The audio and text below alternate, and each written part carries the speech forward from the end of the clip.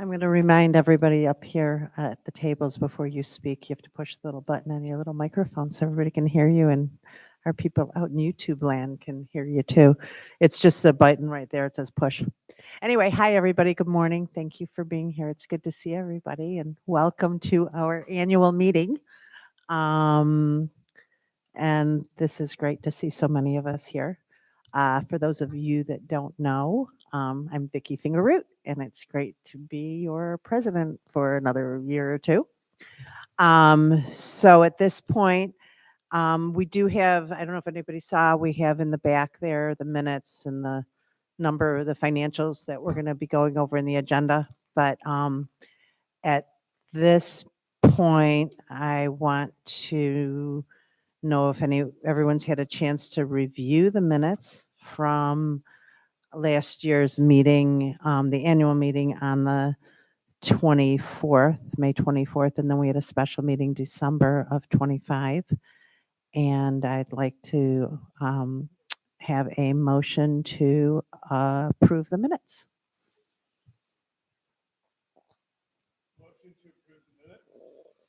Can I get a second on that, please? Thank you. All in favor? Can I?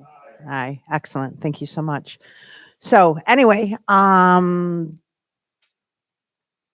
this time, I want to tell you that the subdivision's doing really well, and we're going to be able to address that with all of you, go over everything throughout the agenda.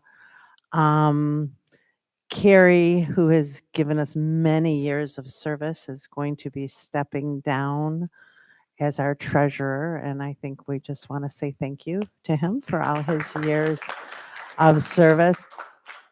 On a personal note, I can tell you Carrie has nudged me throughout the last 12 months to make sure I knew what I was doing. And, you know, the first year of doing this is a learning curve, so I couldn't have done it without your assistance and nudges. And, you know, do you think we should like send this meeting out, or do you think we should do that? So because of Carrie, my kind of co-guy over there, we've gotten through the year. So thank you personally for all your years of work. And I know you're getting ready for some life changes. So we wish you the best of luck. So thank you so much. Um, in addition to that, Herb over here, you guys, is our quiet, make sure everything runs around the neighborhood. One of the most important things we all have is water. And if our wells didn't work and operate, that would be really awful. And I know in our board meetings, that's one of the things we talk about quite frequently, that are we doing everything we need to be doing from the state approval level to the structure, the infrastructure, to the different reportings and that kind of thing. And it's this guy over here that makes sure that gets done. And his work is invaluable. And we all hope that he never says he doesn't want to do it anymore, because it means one of you will have to learn. And so, again, what Herb does is incredible for our community. And so if we could all just kind of thank him, that would be great. And we'll get to this next part when we kind of get down to the committee reports. But I know Dan last year, when he sat here, made an appeal. I'm going to kind of push it a little harder. Um, you have, you know, in any kind of small organization, which we are, everyone wears different hats, and it tends to be sometimes the same people doing it and stepping up and volunteering. And we're all busy, and everything is a volunteer, and everybody is so appreciated. But we do have these subcommittees, and it seems to be, if you look at your list, if you look on down at when we go to the committee reports, and with the slate and that kind of thing for the different committees, you'll see the same 3, 4, 5 items on here on multiple committees. And our subdivision can't run with just 4 or 5 of us doing everything. It's impossible. So we really, truly need those of you, or maybe you have family members that are going to be up here more frequently, to kind of step up and help us out. not only to do the current work, but let's look in the future to who's going to take our places as we start, people start handing their homes over to the next generation or whatever the case may be. We need that learning curve. I mean, we need people to be learning now so that they can kind of take our places that are sitting up here on the board and whatnot. So I'm really appealing to you all to step up, join a committee. Some are not as busy as others. The nominating committee, kind of does its thing once a year. It's not a huge deal. There's others that are a little more involved, but we really, really, truly need your help. I can tell you that I just read this morning, and I don't know if this probably falls into the beautification or the nature preserve and the conservation. There's 4 more invasive species that have just been identified, so we'll be keeping our eyes open. I don't know if anybody else saw that, but I did. Yeah, we need help. So please, please, please consider helping and reach out to us and let us know if you're willing to. So there's my pitch and appeal. All right. With that said, and we've already approved the minutes from the last meeting, I am going to turn this over to Carrie. We're going to combine the 2 financial reports and then we'll just vote them all in at that same time. And so for his final financial report, it's all you.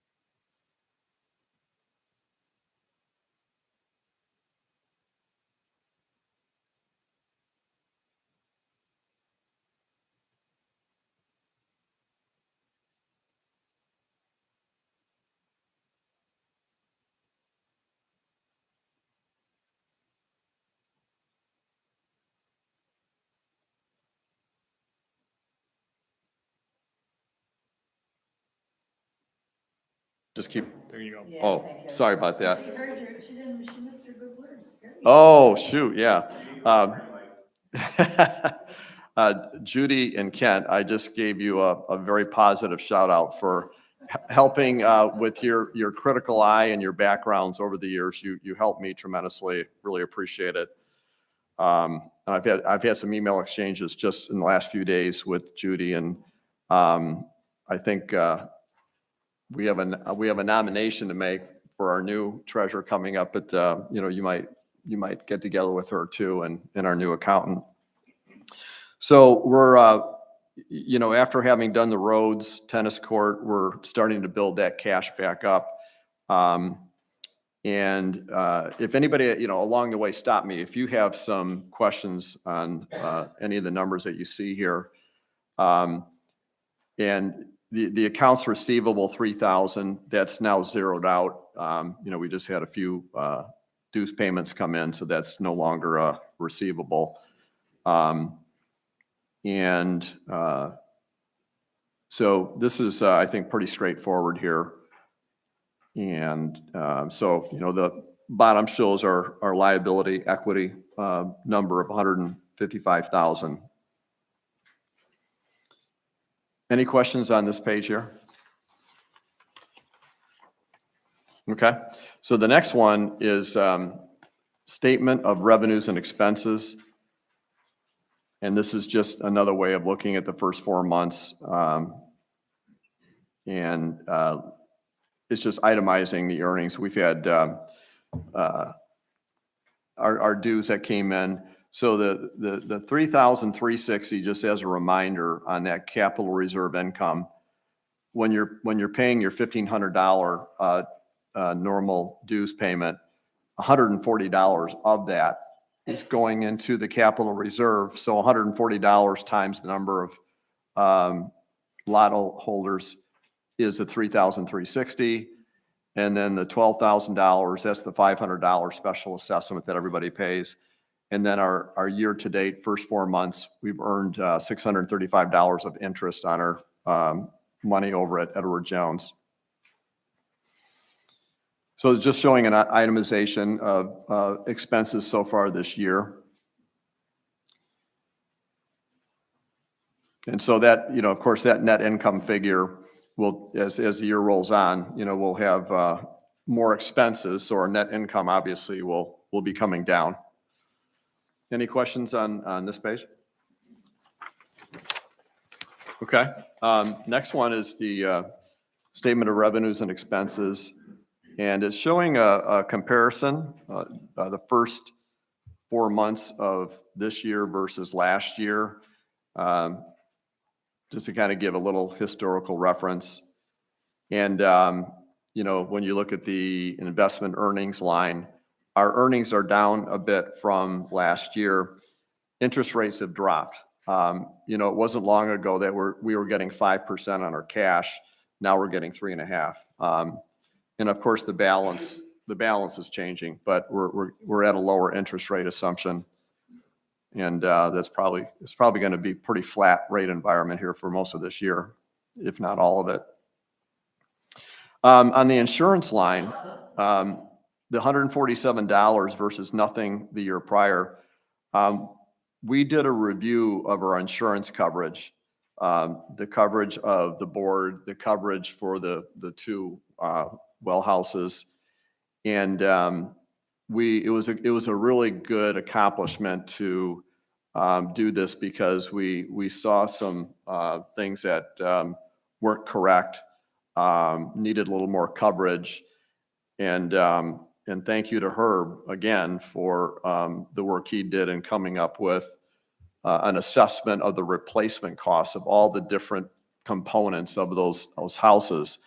So we had a little prorated increase in the insurance policy payment, and then our new payment going forward has gone up a little bit because now we're more fully covering everything as it really should have been all along. So that's that little item there, and everything else here pretty self-explanatory. This just 4 months versus 4 months is not necessarily all that helpful because as time goes on, we get just a smoothing out of some of the variances. Jamie, our CPA, typically likes to extend our tax return and not file it, necessarily, by mid-April. And she likes to wait for the financials after the annual meeting to have been reviewed and approved. And sometimes the investment account statement from Edward Jones comes in late, or sometimes there's an amendment to a 1099 document. So she just likes to extend, and it's really, no big deal. I've been extending my return since I can't even remember. But anyway, any questions on this page? Okay. Then we'll go to the next one that shows a historical reference. And this is something that Judy Nelson had asked for and liked. And there's some other ways we can go back in time and look at other history of financials. But when if you really dive into this, you're going to see some line items that look maybe a little bit different or slightly odd. And I'll just point one out that, kind of catches your eye. So back in January, the first column, January to December of 22, that's back when we had a different accountant and a little bit different accounting method. Towards the middle of the page, the capital reserve dues expenses line that shows $15,360. That's not really an expense. We didn't pay money to do anything. It's the way our accountant was doing the balance sheet. And really that number is a combination of the capital reserve income, which is the $140 that we pay for the capital reserve, the $12,000 special assessment. So you add the $12,000 and the $3,300 up top. And I really don't know why she did that. And we could do a cleaning up of the historical information, but maybe in honor of our former accountant, we just kind of left that line item there because, I mean, it doesn't matter to anything other than just kind of having it more correct in the future, but for just historical basis. And then you look at 2023, and you look at capital repairs line, the $51,294. That's when we did the road maintenance. And then the next year, January to December of 24, you look at the repairs and maintenance line. That $20,000 figure was primarily our tennis court resurfacing. And also, Judy has some suggestions on where to put some line items, and that's a discussion that will occur with our next treasurer and Jamie. Otherwise, any questions on statement of revenues and expenses? Okay.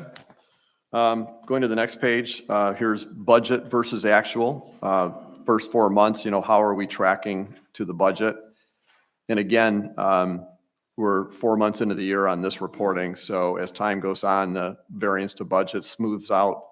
And so maybe one of the more aggressive line items that we did when we were budgeting, there might be two here, but I'm going to focus on the water system for the moment. You can see we budgeted $8,500. We might have over budgeted for that. We might have over budgeted on the landscaping and groundskeeping, but this is where, we have variables. We just don't know. We don't know from year to year how much tree maintenance we have to do. There's been some pretty big variation. And then here and there, we have certain repairs. So if there's anything kind of to critique is those two items, but you always want to have, a little bit of a buffer. And by the way, our insurance, we budgeted $2,000. It came in at $1,700. So we're going to be a little bit better on the insurance assumption.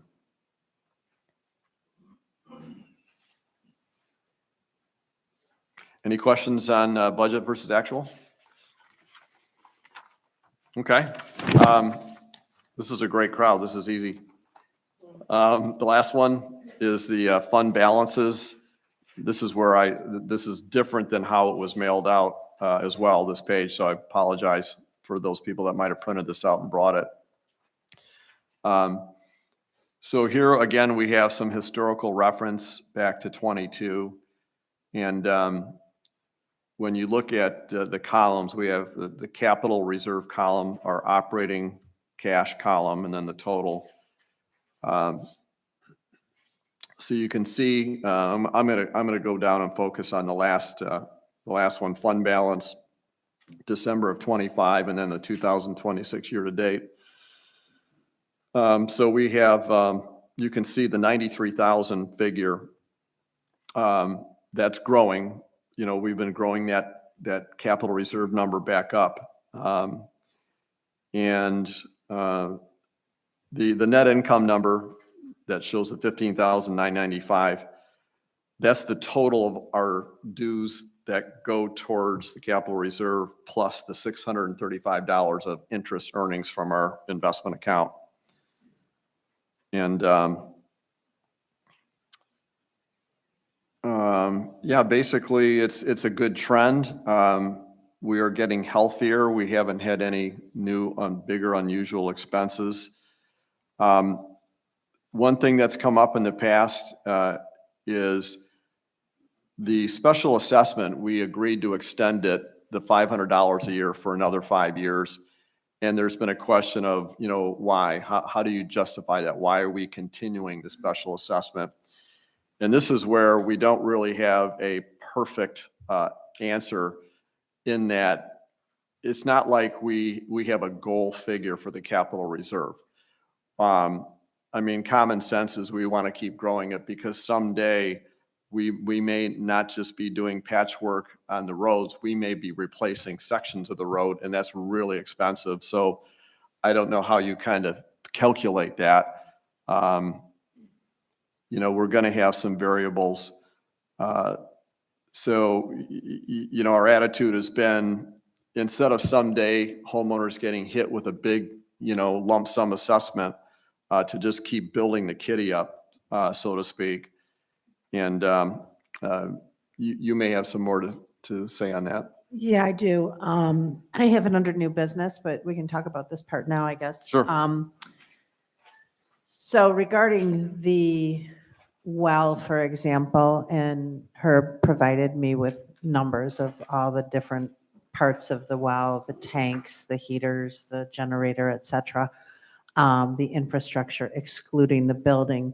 If we were to have to replace, let's say, everything, which chances are we won't, but things run out and we don't have spare parts, that's about $51,000 if we had to. And I anticipate we'll have to do, my experience with running wells in the past is the tanks sometimes have to replace, or the liners, that kind of thing. So we need to have that money. I also yesterday did a walk for the roads. Our roads look really good, which is incredible considering how old they are. But, and you know, we did do that $50,000 repair a few years ago, but my assumption is, and again, my experience in this is when I ran our family mobile home park in Brighton, where we housed 400 families, and every year it was roads, well, and trees. That's what your maintenance is, and that's what we have here. I'm surprised how well our roads are holding up, and that's great, especially after this past winter it was really rough. I did notice yesterday when I did the walk, across kind of from the tennis courts, there's like a dip and kind of a worn area, and I can see where that's a patch that we probably will have to do in the next year or two. I'm going to bring up that we should probably restripe that yellow line as you come around that curve. And then there was one other low-lying area that I noticed kind of up by just after the first curve by the entrance off of 31. So anytime you have these guys out, you know, we're talking minimum 30 grand, probably more. So if you And because the roads are in such great shape, they will have a lifespan. And I'm surprised we haven't hit it yet, which means I see us having to do more road work probably in the next 3 to 5 years. And then it's just going to become kind of this rotating thing. So if you look at that 50,000 number for the well and you look at the roads, you know, we might have to spend $75,000 one year, and then that'll, you know, wipe out that capital reserve number really quickly. So I think we are really healthy, and to continue to think ahead to what could be. Also, who knows what Eagle will come up with the wells? They just are constantly changing. And we don't need them to shut us down. So if we ever had to do some sort of improvement, due to some new thing they decide that we have to monitor for, we got to have the money. And I think if everybody's, you know, we haven't raised the dues in several years and/or this number, so we seem to be managing with it. I just think to stay healthy, it makes sense to keep it. So that's my 2 cents on that. Yeah. Any questions on that? Yeah, Great. thank you. Just one last thing that I have is just as a reminder, when you see the net income number at the bottom corner, 41,445, this is through April. And obviously, as we go through the year and we have expenses to go against, that number is going to come down. But we budgeted net income for the year at about 22,000. But we're tracking very well against the budget. And that's all I have. All right, thanks, Carrie. So with that said, we now need to approve the financial reports for 2025 balance sheet and the review of the financials to date. Can I have somebody offer a motion for that, please? Thank you. Can I get a second? Thank you. Dee. Great. All right, so at this point, we are going to go for committee reports. Oh, yeah, we should, thank you. And because it's money, do we have to do, we can just do an aye or an nay? All right, all in favor of approving the budget? Any opposed? Excellent. We will say that's approved, and thanks for your guidance. So now we'll move to the committee reports. And who is doing the Torch Bay Nature Preserve report? I can do it. Okay, Dee. We're in a lull now. And we have not had a meeting scheduled. Bob Cook, the supervisor, is going to call a meeting in May, but I never got an email from him about that. Well, Chris has had a lot of family-based mental health issues with his family. Right. And he is the president of the Nature Preserve. Right. And so he has stepped down, and I missed that email, but caught him a little while later, but it's, you know, a lot of real serious things going on in his family. There are some issues going on there as we continue the conversations about trash receptacles, where the porta potty locations are.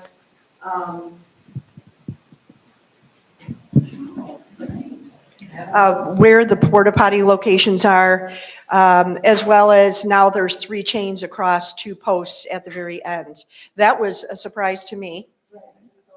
Yeah, I'm not sure when it happened, but Patrick, who lives on the very corner of Torch, the Nature Preserve Road and 31 right there, the second one over from John, is he's on the board too, and he has done a very thorough job, and I've had many conversations with Patrick about the correct use following under the easement, under the Torch Bay Preserve.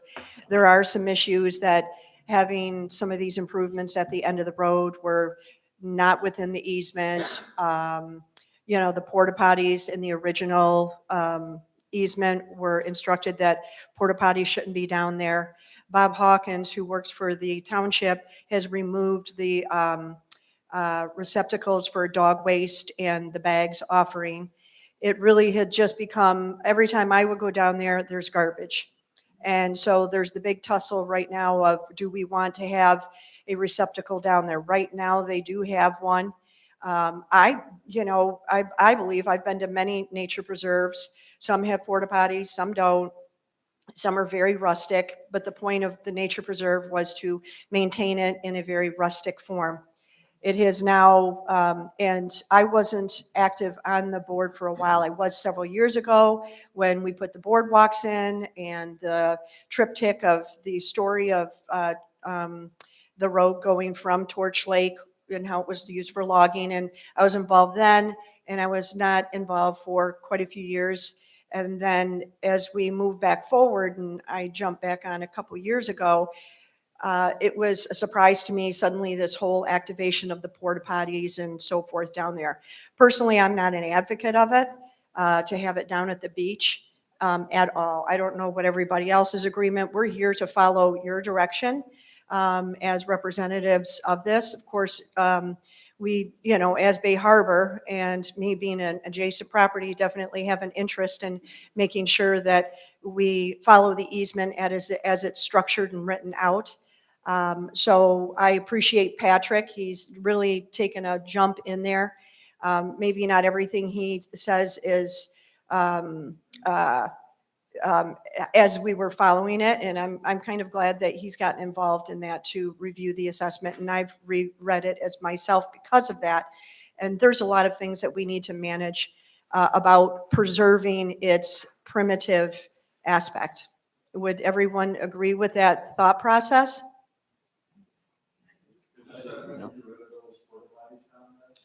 I don't believe they're really going to go with that, but we're trying to make it so they have to be back at the parking. And that is how the original easement was written, that there could be porta potties located back there, not up at the beach. But, one of the people that were on there was a little bit older, and I think she was advocating for maybe, that age group of people to have access to facilities closer to the beach. But it's really an eyesore when you walk down there. I mean, really, I was very disturbed by the last 2 years of how it's kind of gone. I mean, the garbage, big thing. People feel like, okay, if there's a dog poop receptacle there, then it's okay to leave your 6-pack of empties there and a bag of garbage and so forth. And that's become the issue. And Hawkins has really made a voice on that. And what he's saying is he's spot on. He's spot on with what he's saying. So we have some issues to work through with that. But our first one is to kind of reassess where we are with who's going to be the leader of our new with the nature preserve, understanding Chris's situation, but also I'm very confused when I go to one meeting. Bob Cook sits here and says that, oh yeah, there's plenty of money in the general fund, do what you need to do, this and that. And now there's a tussle going back and forth of the running out of funds, and that we as the advisory board should be raising money when actually we are an advisory board. We're not supposed, I didn't realize that I was supposed to become a fundraiser. Fundraising is difficult. I manage a volleyball team for the last 25 years and a tennis team. And for me to figure out how to raise $8,000 to $10,000 a year with that is a big enough task for me to not then become a fundraiser for this. So I would say to you folks, if you are interested in donating to that, that would be wonderful. That's not my pitch of why I'm saying this right now, but there are finances that are needed, but we have $5,100 left with about a $1,500 a year budget at this point in time. So, Dee, is there anything I missed? No, just that they, they're Yesterday, I walked down that way with Cooper, and there are some trash receptacles in place now. The handicap parking area close to the beach is now marked. There's also a stand for cigarette butts or something down there. I don't even know what it is. And again, the launch is roped off. Why that is there, I have no clue. The cement barriers are still there. So I don't know whether some of the businesses that put in the boat hoists and have been using the road. There were 3 of them down there this last week, and they couldn't figure out how to use the T to back up to get the boat hoist in the lake, and it was just a mess.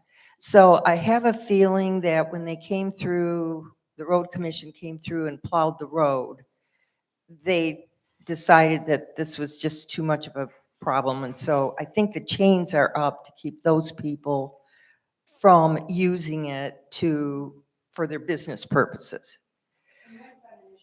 And it's been an issue all along.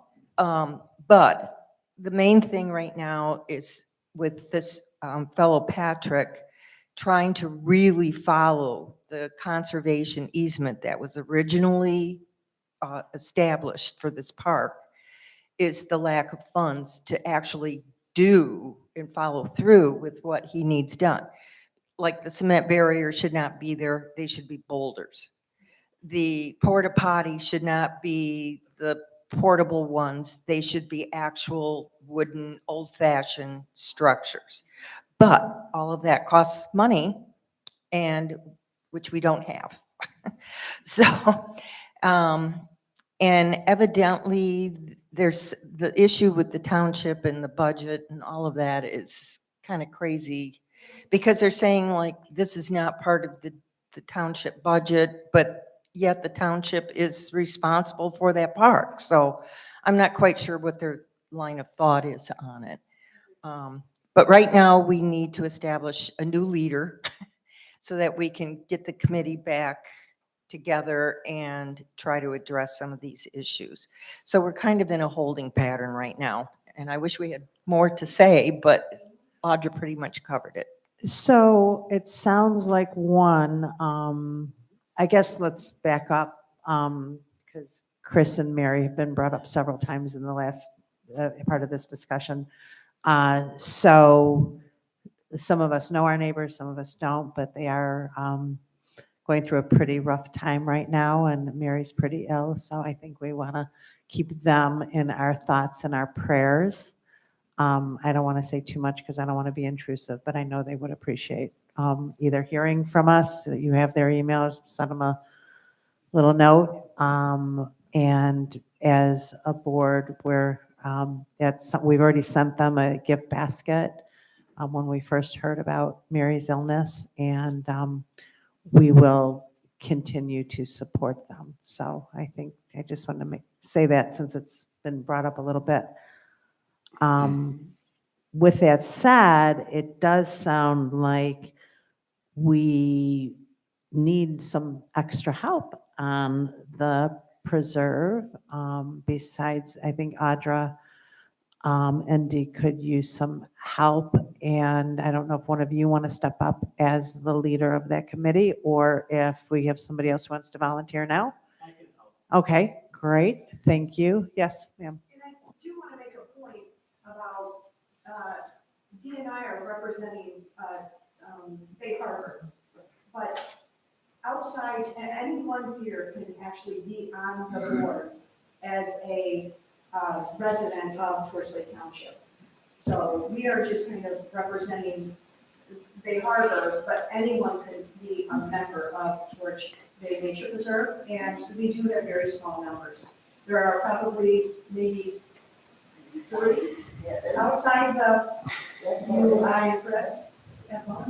Yeah, it's very small. So any help is appreciated as we move forward.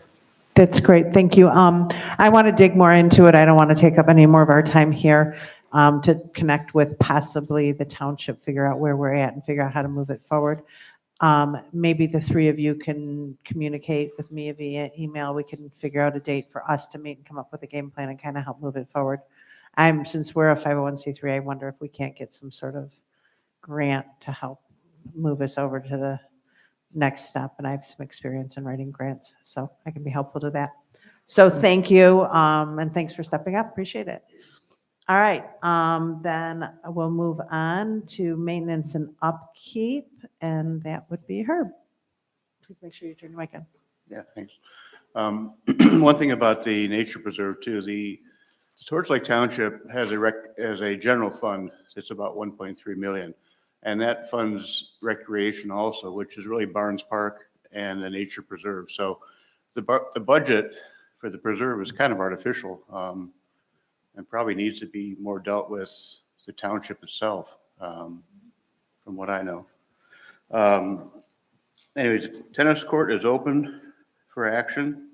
The net is set at pickleball height, which is 34 inches. Tennis is 36 inches. So I put a little hook on the bottom. If you want to play tennis, you have to just unhook the bottom and hook it to the higher hook. You can probably figure that out. If you can't, you play it on lower net, which isn't bad anyway. Snow removal has been doing well. We have the snow blower now rather than the plow, which is kind of nice. It doesn't, throw things onto the side of the road or strip the dirt, and it's a lot cleaner system. Very slippery. Very. It polishes it really well. Oh, my gosh. Yeah. Put your ice skates on. So if you find it's slippery, let one of us know, and they can always put down a combination of some sand and some light salt. Oh, good. And they can do that anytime if it's bad. Yeah, Dee, I think you called them directly.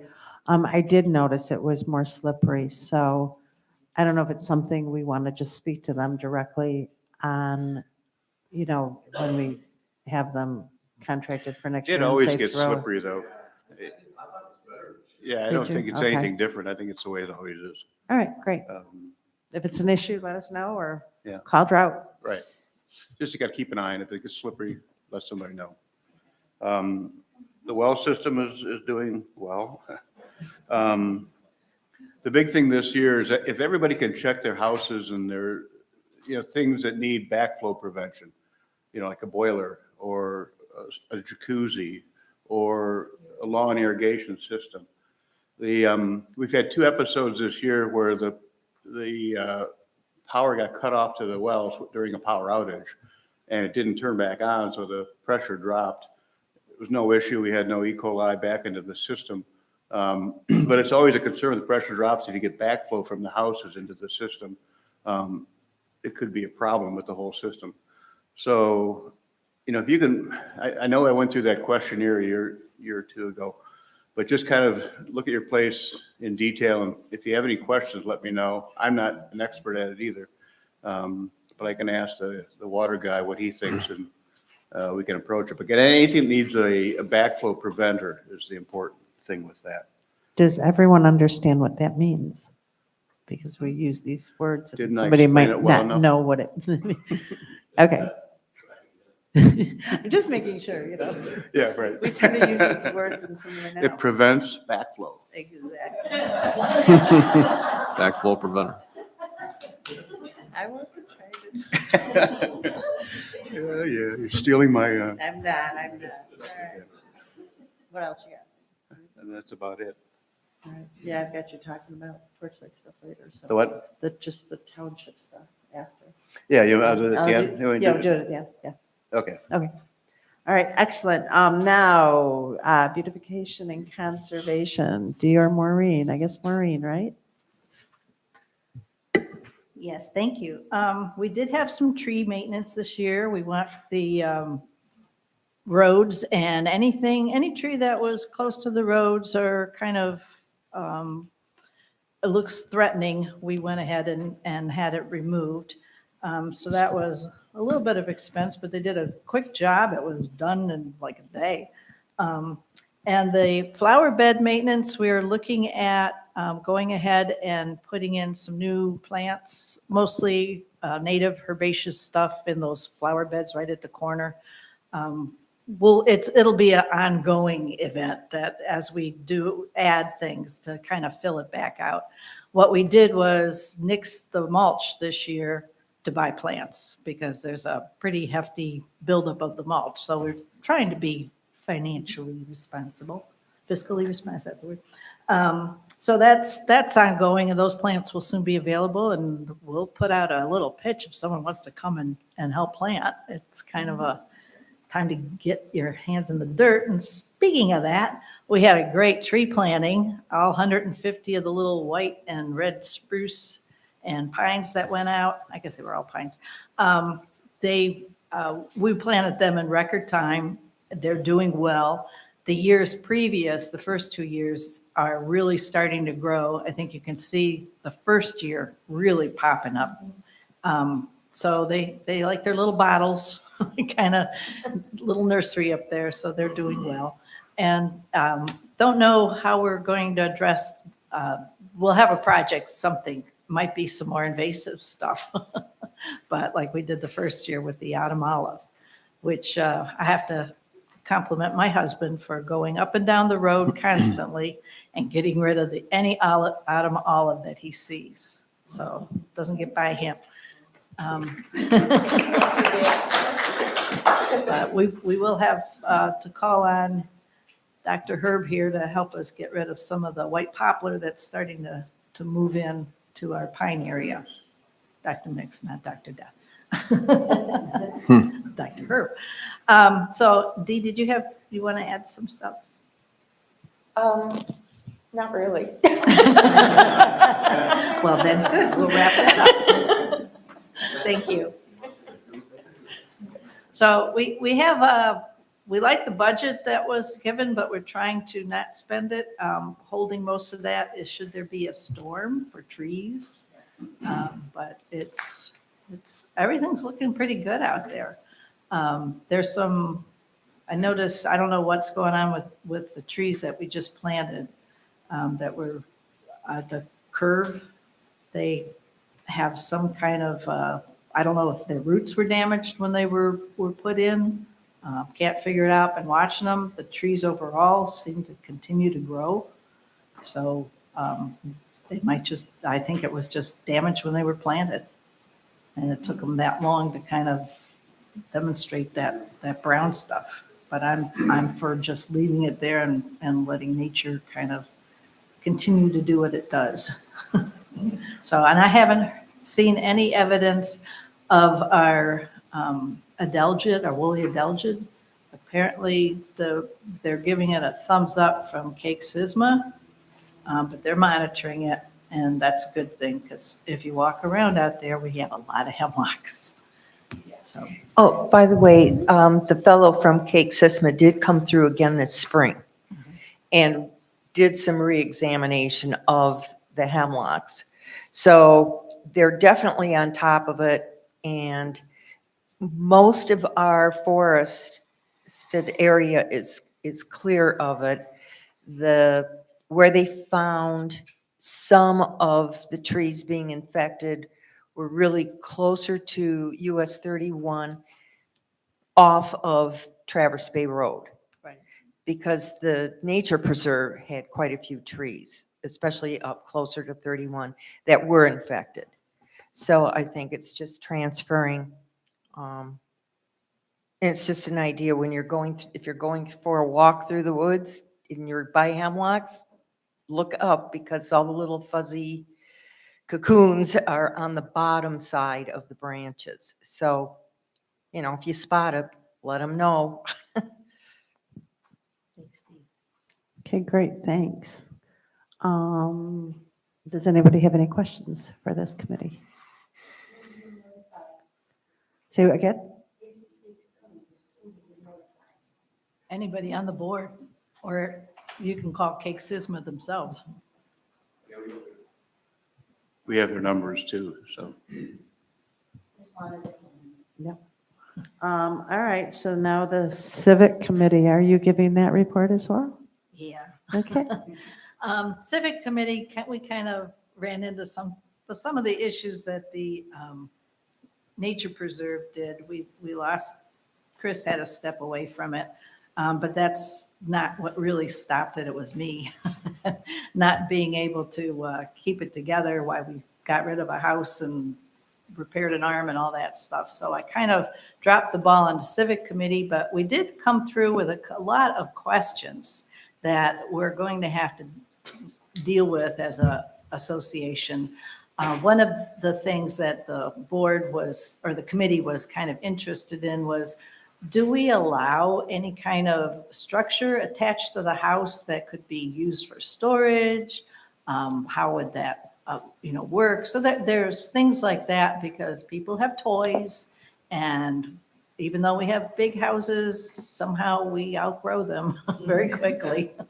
So, especially our garages. So it was just, but that's, might even get into some Eagle stuff. I don't know. So, so there were a lot of things that we thought we would just take a minute, think about it, and then come back. Unfortunately, we didn't come back like we should have. One of the things, so that we did kind of talk about, was when Dick and I bought our home from George Watkins, George and Jan, they gave us a sheet of paper about buying in Bay Harbor Club Association. And Chris's comment was, I wish I had gotten this when we bought our house. So I thought, I made a couple copies here, and I thought I'd pass this out as just something that, it's kind of just a reminder, beginning place about the covenant restrictions and what they mean. And the fact that Eagle is still supreme as far as what happens out there. So that's all I had. I'll pass these out. Excellent. And I do think that your committee for civic is made up of John Timmer and now Kevin Wagner. So you have extra people on there. And so maybe you guys will meet and move on from there. Leslie, social committee.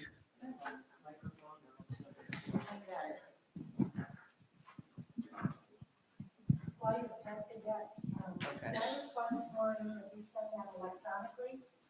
Just electronically. I will send it out There's a lot of, next gen. That, it would be valuable for them to do some.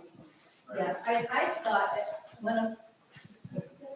when we got that from George, I thought that was a matter of just course, that everybody, if you bought a house or was taking over a house, you got this from the board.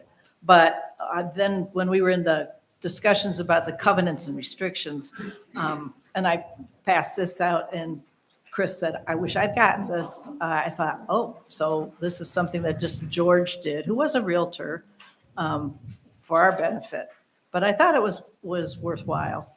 The other thing is, if anybody has family members, I know this happened with my cousin Arlene and her daughter Diane, that should be getting emails that are not on our list, please let us know that, because as next generations are getting involved, if we want to make sure they get the correspondence, somebody's got to let us know who to add to the Bay Harbor Club directory. Okay, so let me talk a little bit about typically what we've had in the past in terms of social activities. We typically have a gathering in the early summer, late summer, and then at Christmas, and it's at someone's house. And we're looking always for volunteers for that. It's 2.5 hours. People bring a dish to pass, they bring their own beverage, and it's an enjoyable social gathering for the group. And so last year, unfortunately, Dan got sick during ours, so we couldn't have it, but we're looking for 3 volunteers to have those gatherings at their homes, and then we'll publicize that to the group. On an ad hoc basis, we have seen gatherings at Pine Hill to hear Peter play. And so there's a group of people, it's usually Friday nights, is that right? Okay, so so there's a group of our neighbors from Bay Harbor that gather there on Friday nights. They tend to get rowdy and drunk. Yeah, so think about that. It's a lot of fun. The other things that I tried to organize last year was a trip to a lilac farm. That didn't happen. There wasn't a lot of interest for that. And then golfing, for anybody who's a golfer, to try and get together a foursome or two foursomes, and that didn't have a lot of uptake either. So I don't know if people have other ideas for that. I see my name is the only member of the social committee now, so I need some help. Okay, so anyway, if you have other ideas, you want to volunteer to be a host, I'd appreciate it. On Peter's note, we could also have a winery tour. A winery tour, that'd be fun. And maybe like pickleball tournaments or Maj or Mexican Train or any of that. Okay. So, yeah, so let's, right now with all of us here, since we have a present audience, how many people will volunteer to work with Leslie on the social committee? Got Robin? Okay, great. All right, yeah, let's do that. I'm happy to do the holiday party this year. We just have to coordinate a date. Okay. Might have to be after, And we'll Yeah. do the end of summer party. okay. It probably will have to be in January for me, but we'll figure it out.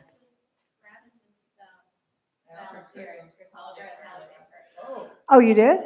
Okay, Well, let me interrupt really quick.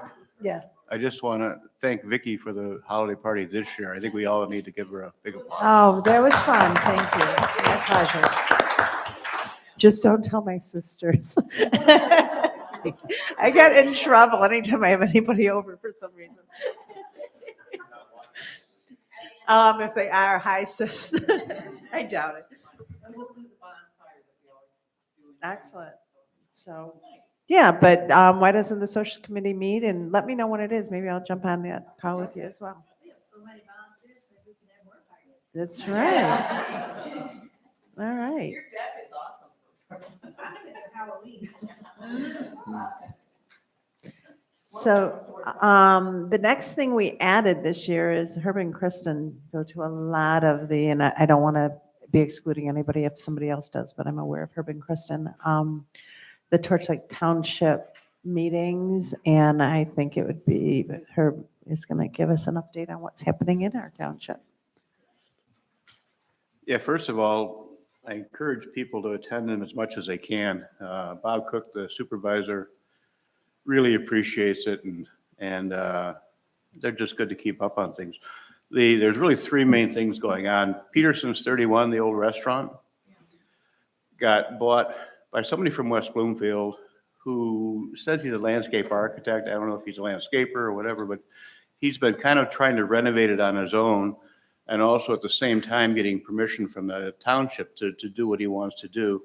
Initially, he had plans to make the restaurant into 3 hotel rooms and a small restaurant, and then 9 live-work units along the side, which would be like you live upstairs and you have like an art studio downstairs.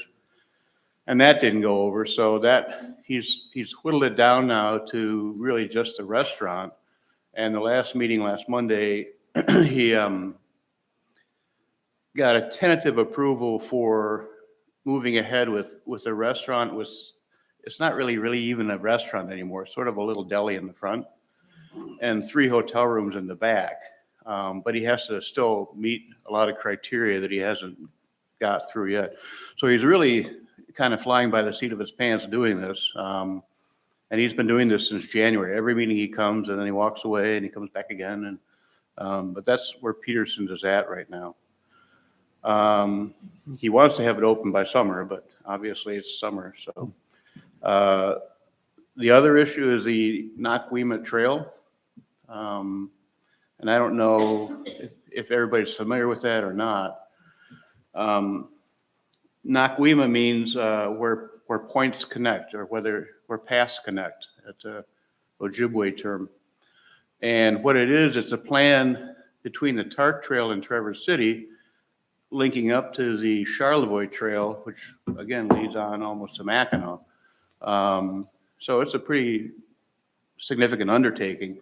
The Tark people have really been the ones spearheading it, and they're trying to get this moved along. Elk Rapids just recently, approved a couple grants for several million to build a trail from Elk Rapids south. We're still working on it up here.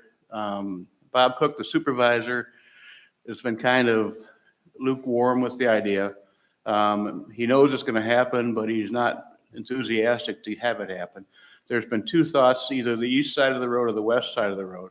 Initially, we thought the west side would be better for the trail, but TART undertook an engineering survey of the whole system and found the east side of the road was better because there's some critical dune areas up towards Eastport that would have to be disturbed or worked around. So that's kind of where the trail's at right now. We need to get the funding here for it.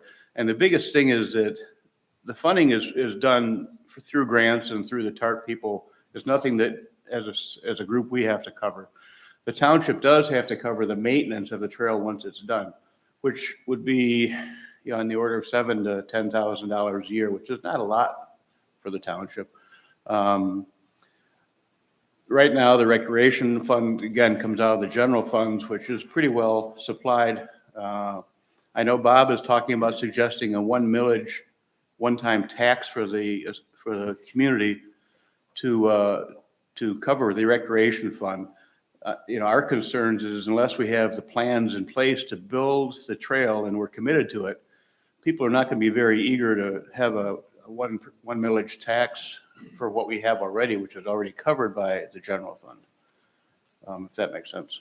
So anyways, attend the meetings and encourage, Bob to pursue the trail. There's been a lot of support for the trail. There's been a few people that don't support it, obviously, with anything that is made like this. Again, the plan is on the east side now. Either side's good. This summer, or the other thing, the Naquima group, that little, or it's not a small building up at Eastport, has been donated to them as a trailhead. It's that white building off to the side. And there's talk about putting a bicycle repair shop in there, talk about putting pickleball courts there. So it'll be a nice stopover for the trail and trailhead. And there's plans to have an open house there this summer, so keep your ears open for that.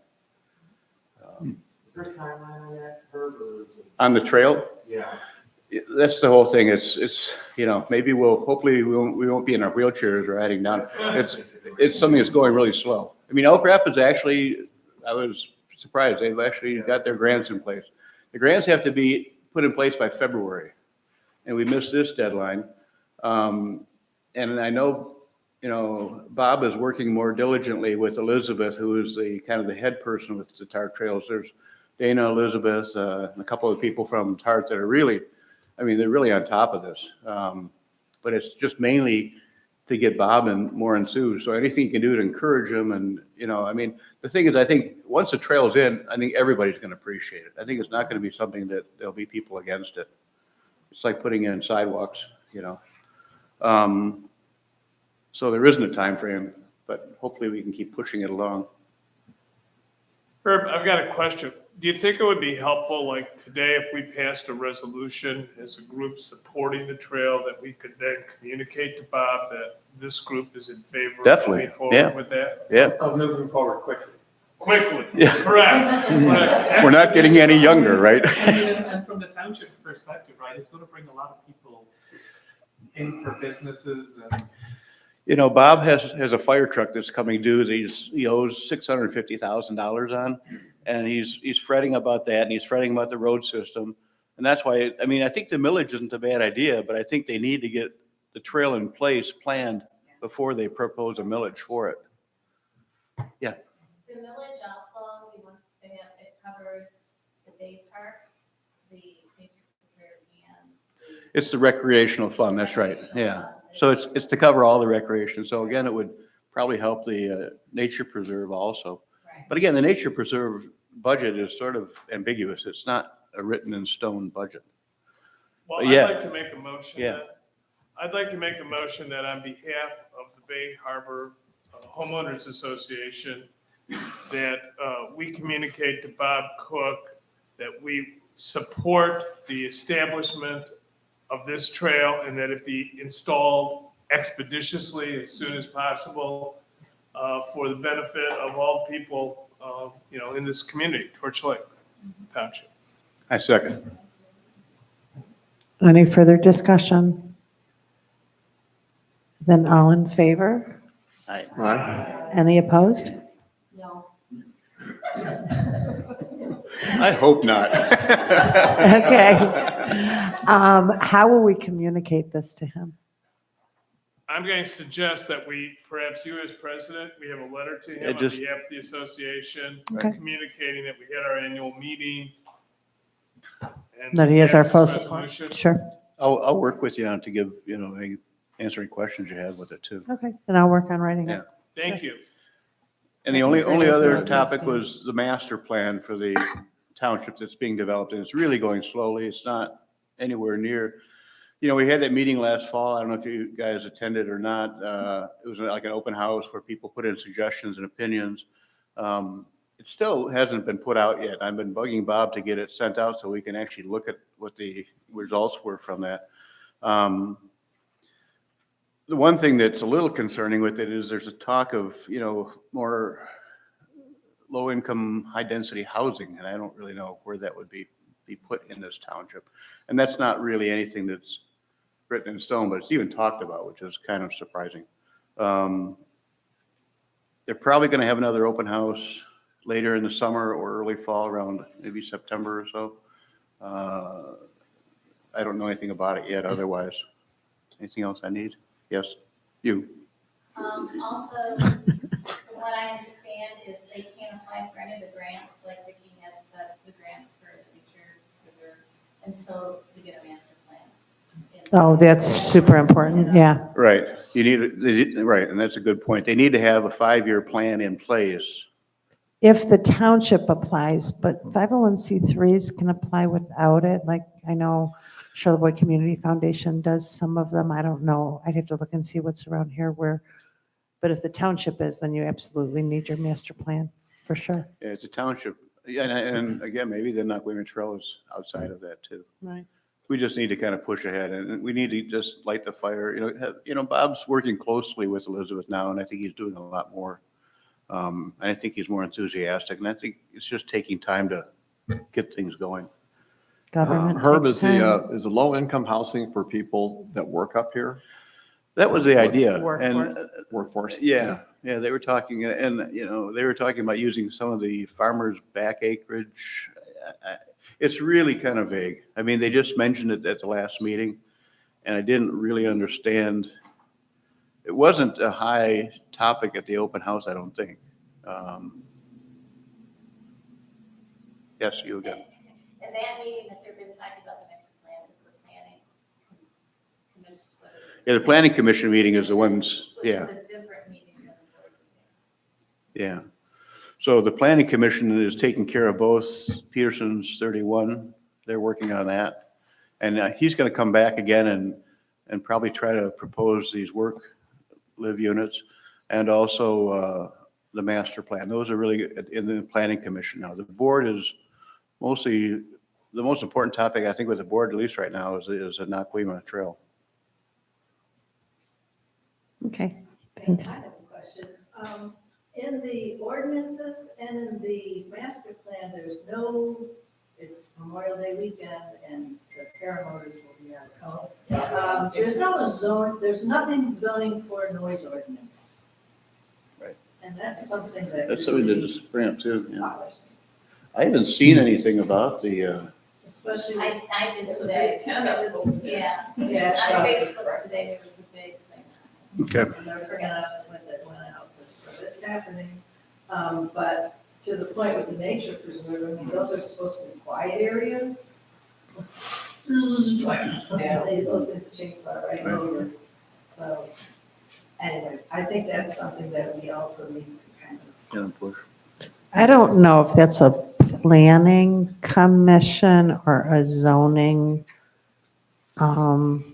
deal within a township who would have it. It'd probably be the board, yeah. So then maybe when you go to a township meeting, when they ask for additions to the agenda or new business, people need to start talking about it to hear what they say. When I ask about it, they just say, oh, that's something we're debating. Yeah, they're pushing it down the road. Yeah. Right. Okay, well, thank you, everyone. Is there any more discussion? Yeah. Well, this is just an aside, but when I was in the Nature Preserve Committee, I had a big binder put together with all the maps, the whole history that I was involved in, and I gave that to Chris. So if someone wants to take over as president, I think that asking him for that binder might be helpful. Okay. Noted, committee? Okay. And by the way, for the Nature Preserve Committee, Ralph Nunez, who is watching, it's Arlene Gendelman's son-in-law, says that he would like to be part of the Nature Preserve Committee. So there's an extra person. And both Ralph and Diane had a business in landscape architecture, and they know a lot of stuff. And so, Ralph, if you're still out there in YouTube land, thank you. So now we'll move on with just a couple more things, and we're going to be right on schedule. We want to be out of here within 15 minutes. We'll move on to the nominating committee report and election of the directors and the officers. And then I just have a couple things to discuss under new business. So Dan, it's all you. Thank you, Vicki. First of all, I want to thank Peter, Linda, and Rita, who have been serving on this committee and directing this whole nominating process for many years of their services. Rita is sticking around. Peter and Linda's not here today, but thank you very much for all your past service, and much appreciated. Secondly, we have a number of new people. Today we heard of some who are joining committees. We have a nominee for both the board of directors and to become treasurer, Kelly Prosser.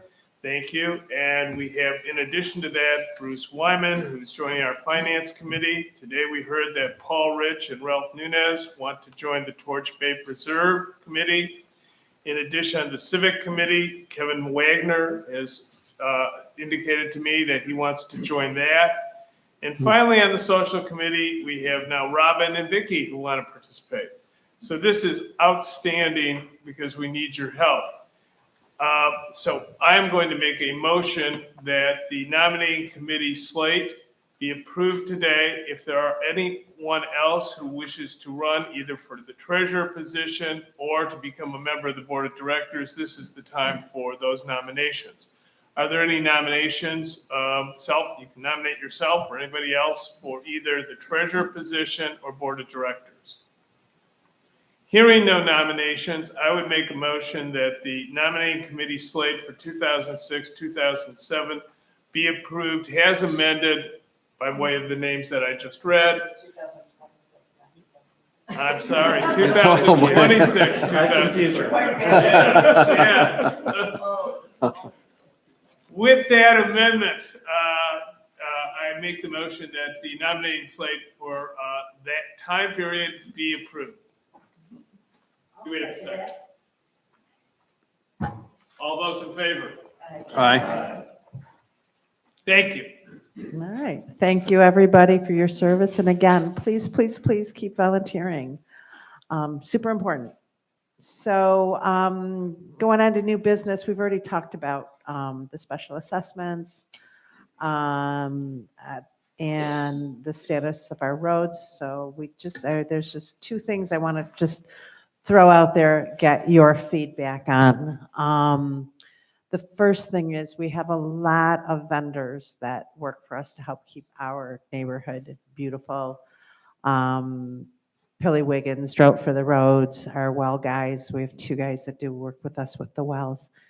So I wanted to get your guys' thoughts if, as an association, we maybe get them a little holiday gift card at the end of the year just to say thank you. Nothing too much money, but just a way of letting them know that we all appreciate them. And I wanted to open that up for discussion, see how you guys feel about that.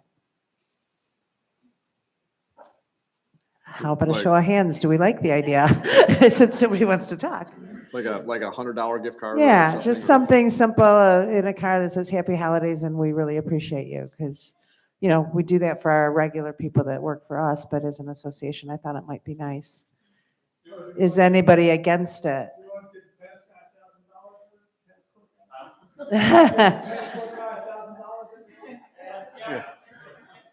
I mean, I'm sort of caught in between. I don't know if it's a great idea to get in the habit of it or not, so. Can we add up who we'd be giving them to? Now, how many are we speaking of really? I'm just thinking of Pilly Wiggins, Well, it's just. Drought, and It the becomes a Well yearly people. commitment then. Well, we have people like Wilson that comes and cuts the grass, but, I mean, they haven't raised the rates, they can do it. We have Jamie, who does the accounting, well, of course, we pay them. Yeah, Jamie, I wouldn't include in that, But, but I mean, it's just kind of, Where does it at, where does it stack? Yeah, I mean, we, yeah, well, that's why we're talking about it for sure. I think, I think it's a good idea. And some of these people, if you look at Kerry's statistics and numbers, have not raised their prices, snow, the lawn people, et cetera. A little thank you, especially if we want a special service once in a while, is not a bad thing. So I think it's a good idea. I think a meeting ground might be just a card at the end of the year. yeah. With not a card with money, but just a card saying, thanks for helping. That's kind of in between.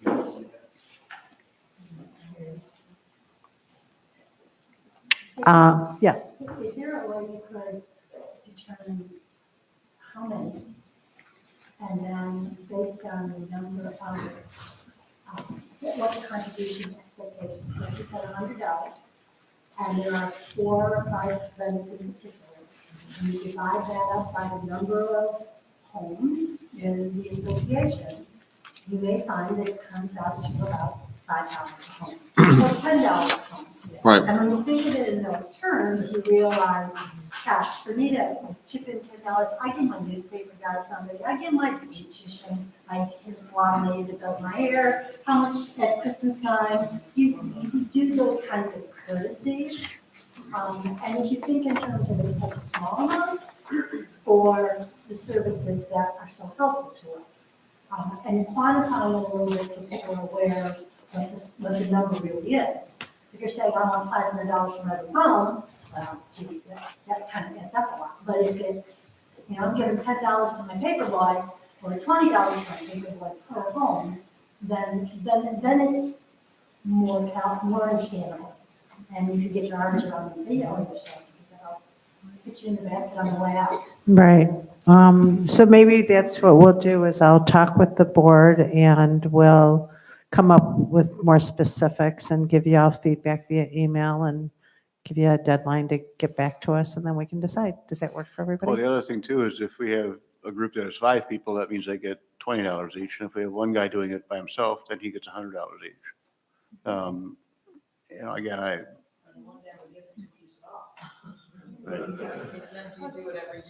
plus somebody has to do it too.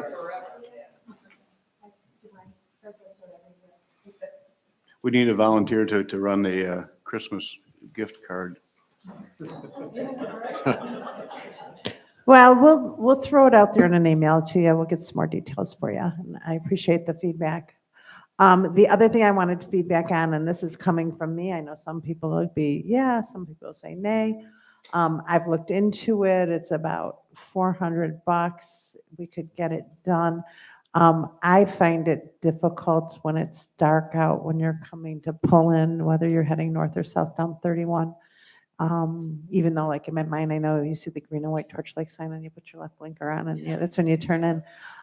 There is that reflective tape on the one side, but I've been seeing some solar, low mounted, dark sky approved lighting.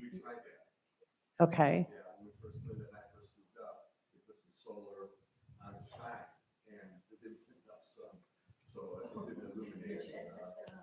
And when Herb put the reflective tape there, boy, I thought that solved the problem.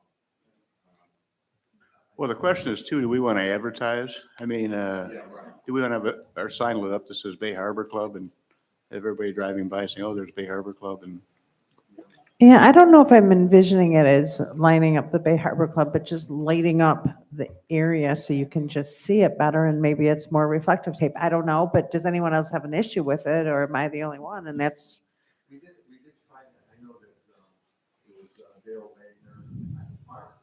They tried to put those lights out. It didn't work. You remember that? Yeah, they were. But there was, didn't do We definitely have an issue driving past at night and missing the entrance, and so do guests. That's definitely an issue. So are you, go ahead, Kristen. I definitely am against it because I really think, I like the privacy that we have.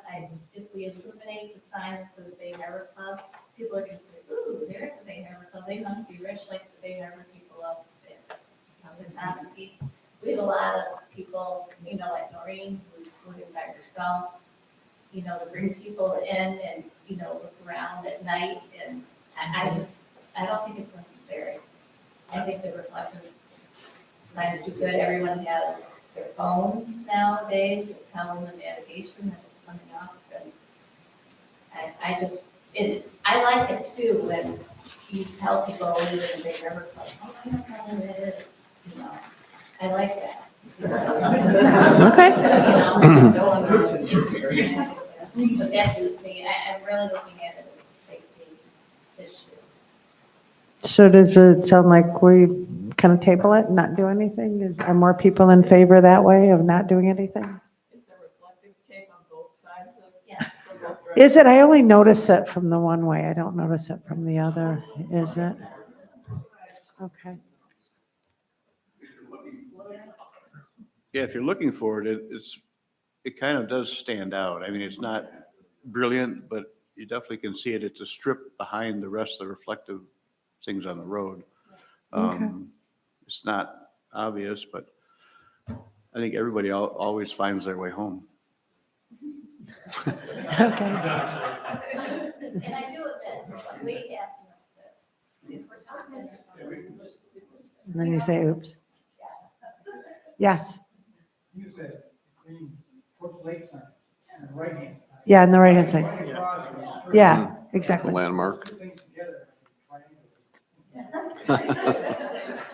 Yeah, I never miss it heading north. I miss it heading south, but there's a little white, I think it says 10 on it, and that's the one I've been like, yeah, it's like landmarks, but it sounds like we're going to table that. Is there any other discussion on that, though? All right, I want to shout out to Maureen. We love those newsletters, do we not? Like, amazing, right? We've never had it better. So thank you, thank you. Yeah, but yeah, all right. I think that we've covered our agenda. Does anybody else have anything to bring up? Yes, ma'am. On the roads, Yes.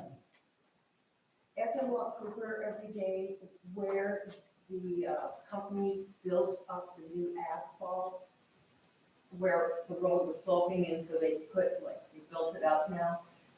Do you think that we need to have, say, Dan Drawn or somebody come out and put in some road gravel or topsoil, whatever, to build up that area? Because like in front of Swanson's, where that new pavement is, on the edge, it's like a 3 or 4 inch drop before you're on the ground.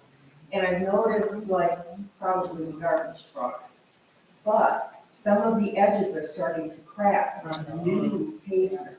And I think it's because it's not level, the ground is not level across, like the shoulder does not meet the top of the asphalt. And after spending all that money, it would be a shame to have that all broken down just because we don't have the shoulder built up in those areas. The whole, we don't need it everywhere, it's just like. Just where there's a fall off. Yeah, it's like. Are you saying on the lane or on the drive? I guess I'm not On the clear. lane and the drive. Wherever they put that new asphalt, when you walk the road, like in front of Swanson's, there's like a 3 or 4 inch drop off from the edge of the new pavement to where you get to solid ground. And there's some other areas where you go out, out toward the point. There's another area across from like Friedel's where that new strip of pavement is. It's a big drop off there too.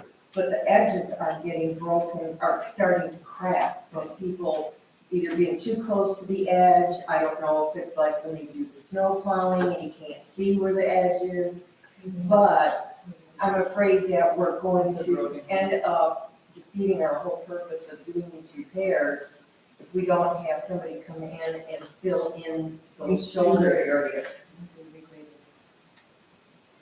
Road gravel might work because road gravel hardens.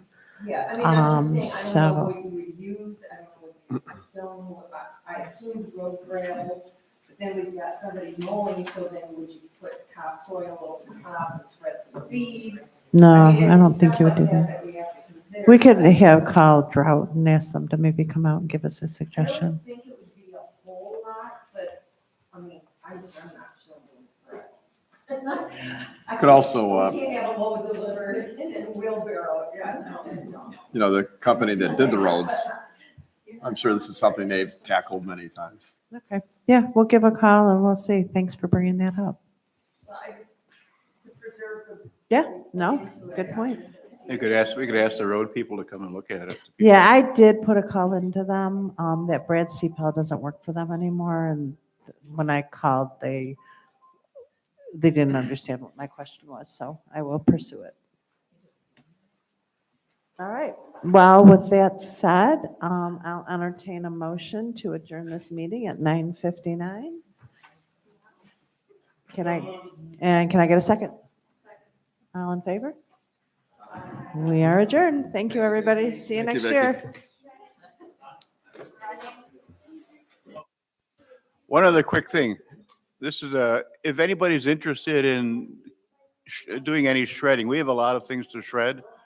And we've been talking about somebody coming up here. So. Hey, wait, can we get your attention?